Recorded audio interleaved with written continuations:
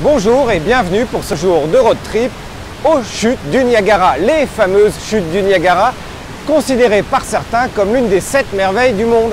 Eh bien, c'est surtout un parc d'État, l'un des plus anciens parcs d'État, et il est gratuit.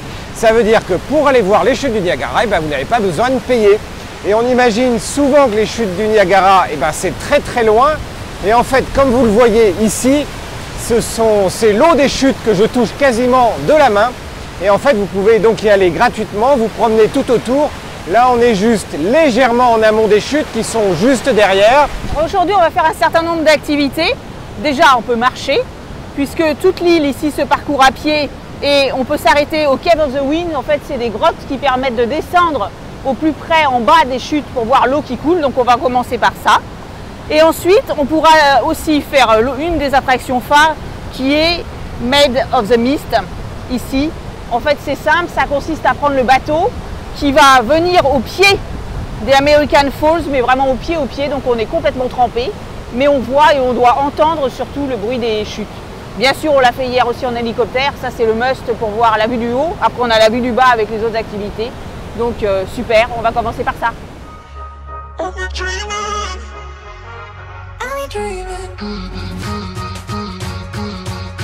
Si vous voulez faire le bon plan ou avoir le bon plan, c'est de prendre un pass. Un pass qui va vous permettre d'accéder à 11 attractions avec des petits tickets à enlever à chaque fois, aussi bien le bateau, les caves, le fort, un théâtre et surtout le fait de prendre le petit trolley. Le petit trolley, c'est un petit trolley historique qui permet de faire le tour, mais y compris des différentes îles. Bref, c'est sympa, surtout ça ne coûte que 46 $, ce qui fait un coût unitaire de moins de 4 $ l'unité, alors que rien que le bateau vaut plus de 20 $. Donc voilà, c'était l'astuce du jour.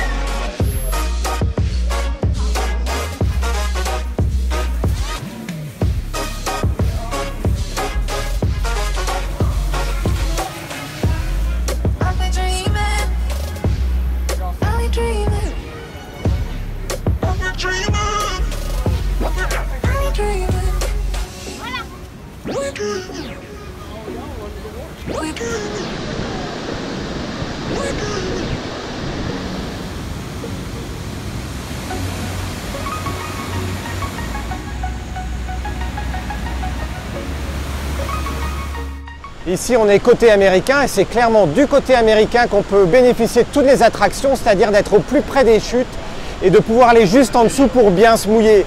Et par contre, la plus belle vue est de l'autre côté canadien, ce que vous pouvez faire également dans la même journée.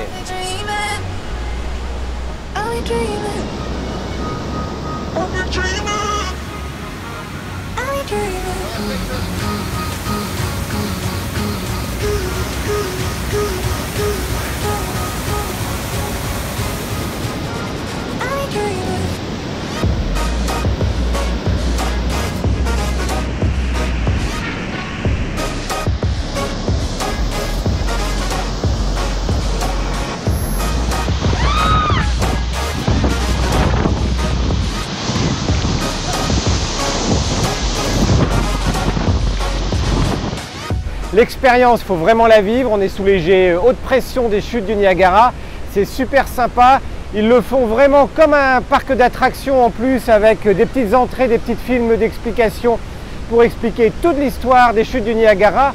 Et il faut imaginer que ce lieu particulièrement naturel, autrefois, avait des industries sur toute cette partie-là, avant qu'ils le transforment au début du siècle dernier en parc naturel. Donc rien que ça, c'est déjà un point important en histoire. Et l'autre point, plus que l'anecdote, c'est que tout ce que vous voyez là qui vous permet vraiment de passer sous les chutes, eh bien, ils le démontent chaque année pour une bonne et simple raison, c'est que l'hiver ce sont des glaces et qu'il y a même certaines années extraordinaires où en fait on peut marcher sous les chutes qui sont complètement sous la glace et les visiter sous la glace.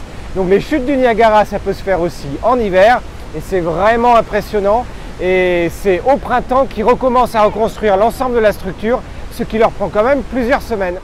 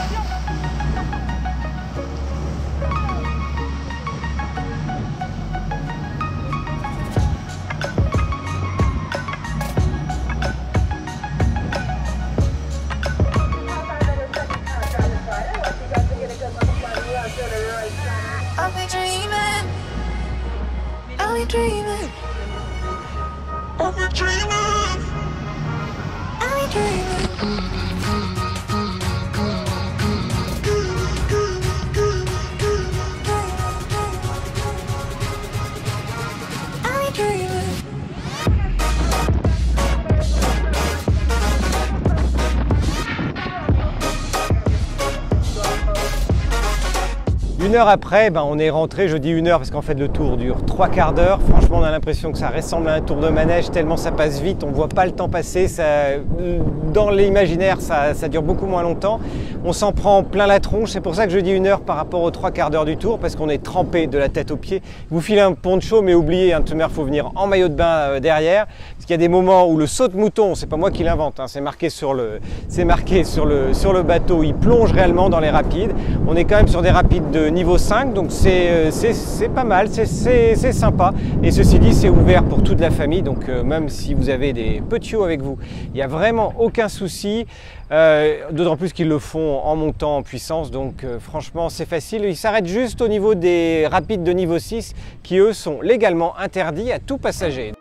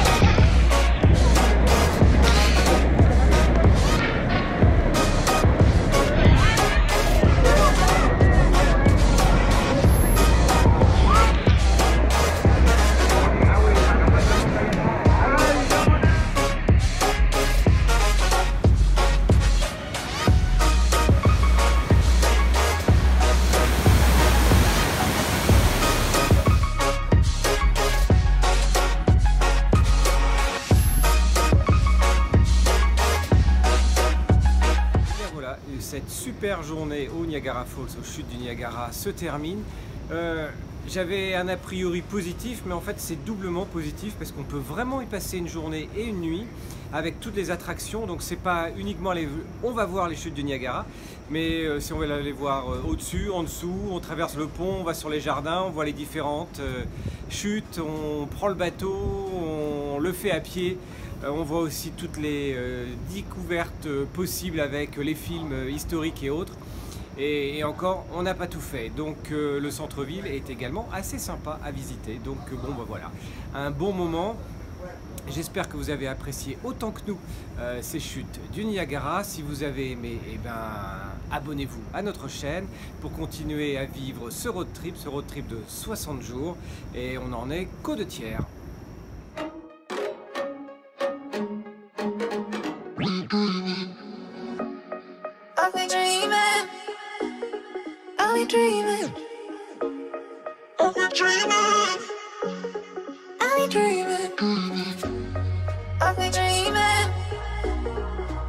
Dreaming.